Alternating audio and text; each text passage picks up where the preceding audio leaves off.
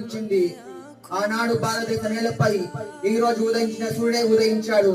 కానీ ఆనాటి సూర్యకిరణాలు ఒక కొత్త ఆనంద సందేశాన్ని తెచ్చాయి. ఆనాటి ఉదయం బానిసత్వ అంధకారం తొలగిపోయింది. ఆ అంధకారం భారతదేశాన్ని 200 సంవత్సరాలుగా పట్టి పీడిస్తూ ఉండేది. ఇది అంధకారంలో ఆంగ్లేయులు రాజపుత్ర రక్తాన్ని తాగుతుండగా చూసాము. ఇదే అంధకారంలో కొడుకుల తల నరికి తండ్రులకు బహుకరించడం చూసాము. ఇదే అంధకారంలో భారతీయ రక్తాన్ని నీటి కన్నా చులకనగా చూసాము. ఇదే అంధకారంలో భారతీయులు నిస్సహాయులు అవ్వడం చూసాము. ఇదే అంధకారంలో లక్షల మంది ఉలమాను హతమార్చడం చూసాము. ఈ భయానక అంధకారం తరిమి కొట్టి స్వాతంత్రాన్ని సంపాదించేందుకు ఎన్నో విప్లవాలు, ఎన్నో యుద్ధాలు, ఎన్నో సత్యాగ్రహాలు, ఎన్నో నిరాహార దీక్షలు చేశాము. ఆంగ్లేయుల పవిత్ర పాదాలు మన భారతదేశంపై పడ్డాయి.